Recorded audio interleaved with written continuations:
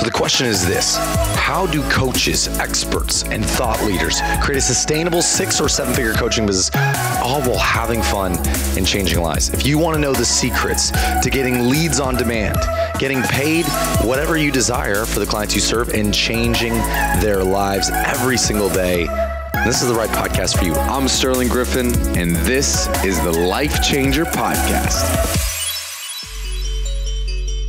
Scaling secrets, 5 tips to working less while growing your business and profit margins rapidly. What is going on, my friends? Welcome back to the Life Changer Show. My name is Sterling Griffin. If we haven't met yet, I am your host for the show today and every day. And welcome back. Again, we got beautiful weather here in Austin, and I want to walk you through something that I was thinking about while I was on a walk just the other day, just very recently. So every single day I take walks around my neighborhood. I have a beautiful neighborhood here in Austin that I walk around in. And like 2 or 3 times a day, I take at least a 20-minute walk. Sometimes the walks last as much as an hour. And on these walks, I'm doing one of 2 things. I'm either learning or I'm thinking through something. I'm either totally silent and just thinking through a problem, thinking about my vision, thinking about what I want to accomplish, thinking about what I'm excited about or grateful for in my life, or I am learning something. I'm listening to an audiobook. I'm listening to a podcast. I'm trying to acquire some new skill or some new insight that's going to help me push forward in my life personally, in my relationship, or in my business. Now, the other day I was listening to an episode of the Traffic and Funnel Show, and there was a guest on there by the name of Dan Martell. Now, Dan Martell is the founder of the SaaS Academy, which is a company helping SaaS entrepreneurs, so software as a service entrepreneurs grow their businesses. And he's an expert at this because he's built and sold multiple SaaS companies over the years. And Dan is one of those guys, and I've known him for years. I met him years ago in another mastermind. He's one of those guys that when you meet him, you think to yourself, like, this guy can't be real. Or if he is real, I'm jealous of him because he's just good at everything, okay? He's just like this big, muscular guy with great hair, and he's super healthy. Like, he runs, 6 or 7 miles every day, works out with the weights, and then does yoga like every morning. He's in such incredible shape, okay? On top of that, he's built and sold multiple successful companies, a multimillionaire many times over. And then also by all appearances, has an amazing long-term relationship with his wife, 2 kids, happy family, spends plenty of time with him. He's just good at everything, okay? I hate meeting people like this. No, I'm just kidding. I love seeing people like this because they are the kind of people that I want to model. I want to model the way they think about their life. And in listening to Dan, he was talking about one of the keys to scaling your business, because we're in a scaling mode right now. I'm really excited at Life Changer because we're scaling more. We're introducing some new big opportunities for our students to grow both organic lead generation and client acquisition, but also in paid acquisition. We're just introducing some new, really, really cool things I'm excited about. And I'm also adding new team members. I'm hiring like crazy, like 3 or 4 team members we're looking for to add to our team right now, or actually, no, 5 or 6, 3 or 4 positions, but 5 or 6 people. We're looking for 2 people in a couple different positions. And so we're in scaling mode. And so of course I'm learning about leadership and scaling. So I was listening to this episode, and he was talking about this one particular concept that if an entrepreneur wants to scale, an entrepreneur wants to grow, then his primary focus needs to be to buy back time. Okay, you might write that down. The primary focus of a scaling entrepreneur is to buy back time. And the reason is because the CEO, what their job is to find things that are happening over and over again in the business and then place either a system or a person over the top of that problem so that it gets solved on a continual basis. Whether they need to create a process, they need to make a project, or they need to hire a person, those 3, that is what they work on. They focus on creating systems that solve problems continually, okay? And oftentimes, if you look at the calendar of a CEO, what they're working on continually is what they need to hire for or build a system around. If they're not thinking, how do I get more time available on my schedule, then by nature, they're gonna be doing things which are repetitive and are not actually pushing the business forward. They're doing things which keep the business where it is currently. So essentially like a hamster spinning on a wheel. So when I heard this concept, I immediately realized, wait a second, there are so many areas of the business where I am so personally involved in doing something that I could just hire somebody else for. Whether it's a project I'm working on, it's a system that I'm building, I could hire somebody, pay somebody else to do that. They'd be great at it, and then it would free me up and give me all this extra space on my calendar. When I heard this, I immediately started thinking, who can I hire to take on these different aspects? So later that week, what happened? I talked to one of my friends, Matt, after I heard this podcast, and I was talking to him about this podcast when I was learning. Now, Matt runs a business doing over $1 million a month, okay, in our space. He's just a brilliant guy, genius, and he was telling me about how he runs his team. I was fascinated by the different people he has on his team doing different things for him, because he only works like 10 hours a week to have a business doing $1 million a month and $250,000 a month of profit, okay? So I want to learn from a guy like that has those kinds of results. He was telling me about all the different team members, and what he was talking about is like he sees his role in the business as to set the vision for things that are needed, explain what clear expectations and timelines would need to look like on those different projects, and then he hires insanely talented people that will do the execution. They'll actually do the work of making the thing happen, whatever the project is. And then he just comes in at the end of a project's completion or at the end of an initiative being launched, and then we'll review it and make sure that it's up to his standards. Now, we'll talk more about that in just a little bit, but when I heard this from Matt, I thought, wow, there's so many things which I could hire someone right now. So literally by the end of the night, after I had that conversation with him, and I heard the different things that he had different people on his team doing, I offloaded about 20 hours a week of my personal time that I was spending working on different things in the business. Okay, so different marketing things I was working on for our business, or different team development things. I immediately thought, okay, I'm gonna hire this person. This person on contract, I'm gonna give them more work. This person, I'm gonna reach out to them, hire them, give them more work. This person, I know that they can help me with this problem. I'm gonna pay them to take care of it. Okay, just over and over and over again. And all of a sudden, what I thought was like a full work week now became all this free space. And what did I do with that free space? I spent more time learning. I spent more time developing myself. I spent more time connecting with other badass entrepreneurs. And as a result, I feel more excited about the business than ever before, just by this one concept of buying back time, because the business has plenty of revenue. The business has plenty of profit. I can just take some of that profit, buy back more of my time. Somebody else takes care of those hard stuff. And then I'm all of a sudden freed up to become better, to think more strategically, to make connections with people that can help the business grow. And in general, think about the small hinges that swing the big doors. Almost always in business, it's a small thing that has to be done at the right time in the right way that makes the biggest difference. Okay, so what I want to do is I want to give you 5 tips, 5 strategies that you can use to implement this if you're in a stage of business where you're ready to start scaling. Okay, you feel maxed out, you're growing. I mean, your business has gotten to a certain level. You may be stuck at 10,000 a month. You may be stuck at 20,000 a month. You may be stuck at 30,000 a month, 40. You may be stuck at 100,000 a month, 200,000 a month. It doesn't matter.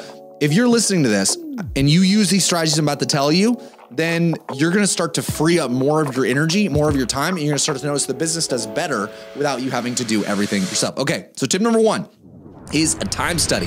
One of the things that I learned from one of my mentors years ago, Alex Sharfin, and that Dan Martell actually repeated in this particular podcast, is this idea of doing a time study. Great CEOs are constantly tracking what they're spending their time doing so that they know what they need to offload or hire other people for.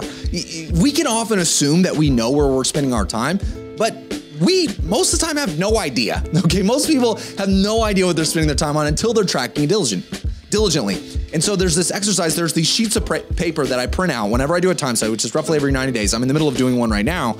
And every 15 minutes throughout my day, I will track exactly what I'm doing. Making a smoothie, using the restroom, scrolling on Facebook, meeting with marketing lead, writing a piece of content, whatever it is, I'll just write it out, whatever those 15-minute increments are throughout the day. And as a result, I start to learn, oh, I'm spending this much time on this.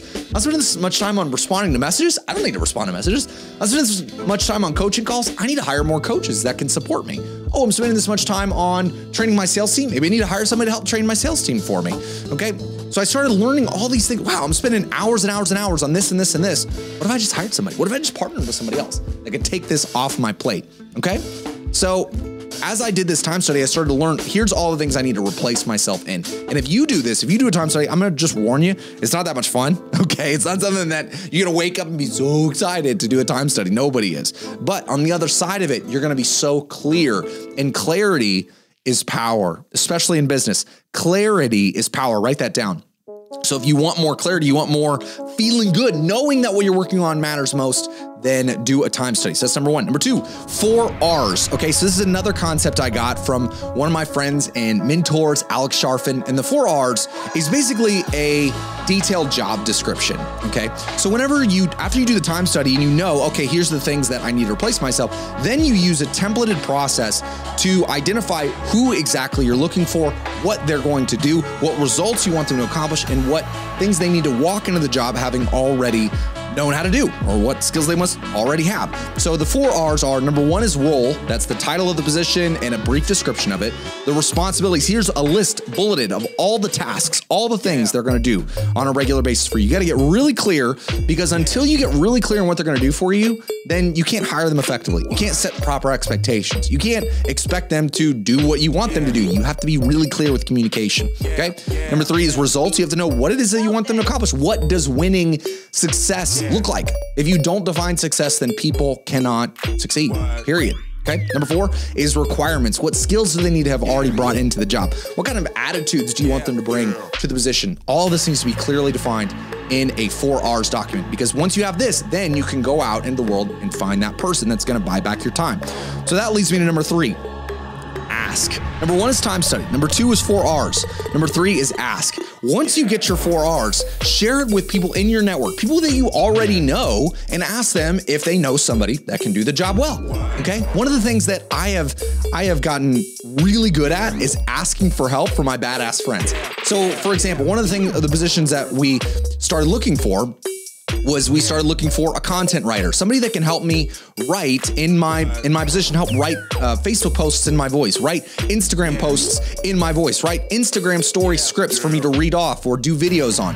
Because while I can spend more time on these things, I don't want to have to always be the person that's coming up with the ideas. I want to be the person maybe that comes up with an idea, they do the brunt of the work, and then I just review it at the end. I want to be able to do that with lots more posts, because if I do that, if I have someone helping me write, then I can put out way more value into the world. I can add more value on my social channels, in my email, in my Facebook group. I can do so much more if I had more support there where it doesn't all weigh on me. Okay, so that's a position. And I went to my network and I was like, hey, who do you know? And all of a sudden I started getting all these people. Oh, you can hire this person. You can hire this person. You can hire this person.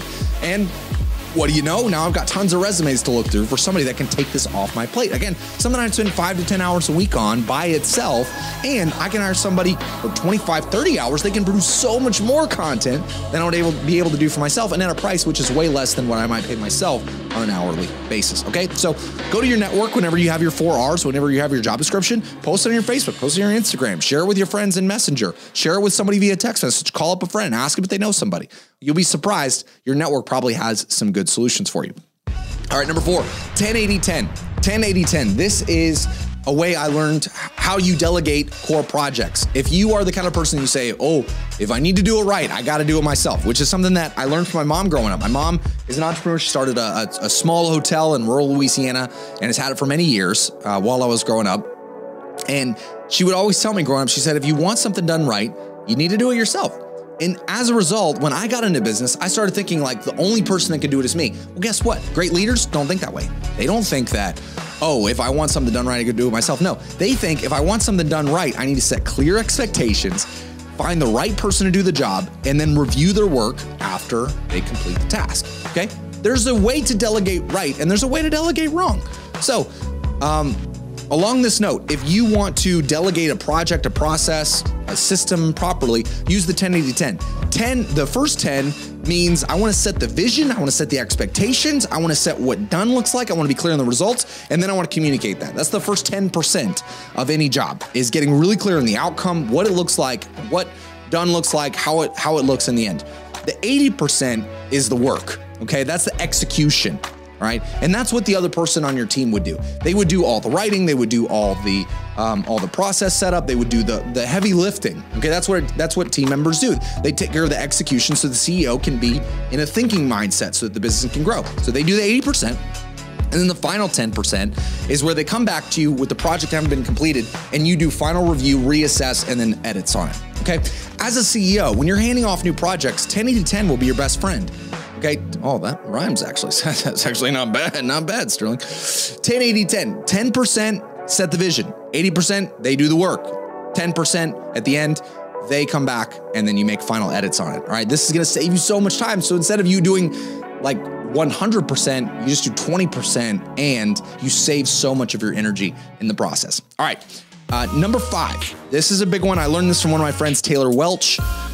Taylor Welch is the founder of Traffic and Funnels, co-founder, great guy, built multiple successful businesses, very successful businesses, and is just a good friend to me, just a super good person at heart. And he was talking to me the other day about hiring great leaders. And we have to do what he told me is like, you have to hire great leaders, but then you have to train them well. And then you have to allow for them to make mistakes. So number 5 is allow for mistakes. Here's the thing. When you hire somebody great to do something, at first, they're going to do it wrong because they're not you. They don't know what you know. They don't have the experience that you have. And most times, now, sometimes they're going to come in and they're going to do it way better than you ever thought was possible. But a lot of times they're not going to do something at the same standard or in the same way that you might have done it. And it's important that when this happens, that you don't jump in to save them. You don't jump in to fix their problems for them. If you want to be a good leader, you have to teach people, sometimes by omission, good problem-solving ability. So many times, I can't even tell you, where a team member reached out to me for something, but I had my phone off. I was in the middle of some other project. They said, hey, can you help me with this, blah, blah, blah, blah, blah. And then an hour later, 2 hours later, they message me and they say, oh, actually, I took care of it. Oh, actually, I took care of it. You see, it's actually better sometimes. And I'm not saying don't be available to your team. And I'm not saying don't help your team when they really need help.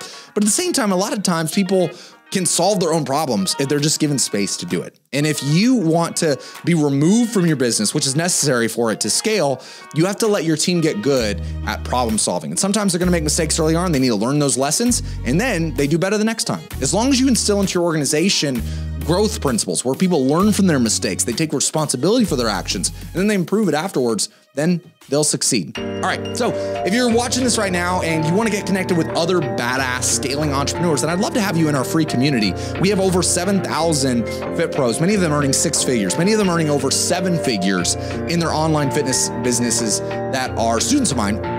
So if you want to come connect with them, see what they're doing that's working right now on the lead generation front, on the sales front, on the scaling front, you want to learn from them and see what they're doing that's working well, then go to lifechangercommunity.com, lifechangercommunity.com, and that's going to take you to our free Facebook group, the LCC, the Life Changer Community. Once you get in, make sure to make a post and introduce yourself. Say, hey, I listen to the podcast, Scaling Secrets, and I'm here. I'd love to connect with other people that are growing their fitness business too. Just make that post in there. We'll connect you with some of the other people. We'll engage. I'll probably engage, and my team definitely will. We'll get you some free resources. I'd love to get you some resources on scaling your business, whether it be trainings on lead gen, sales, wherever you need. Let me be an ally to you. Let me be a support to you. All right. I'd love to see you on the inside of there. And if you are enjoying the podcast, you listen to multiple episodes by now, I'd love it if you left a review. We have more reviews on our podcast than any other fitness business membership podcast out there. I'd love to keep the party going. So if you leave a review and then screenshot it, post it on Instagram stories, tagging me at Sterling, I'd love to send you either a t-shirt or a journal, just something that you like from our Life Changer branded stuff. So if you want a shirt that says I change lives, pretty awesome. Then just do that. Make a review, post it on iTunes, take a screenshot, post it on Instagram stories, tag me at Sterling, and I'll send it over to you. I'll just ask you your address, where to send it, and then it'll be on its way totally for free on me as a thank you. All right. So thanks for being here, Life Changers. Make sure to subscribe, and I will see you on the next episode of the show. Peace, love, gains.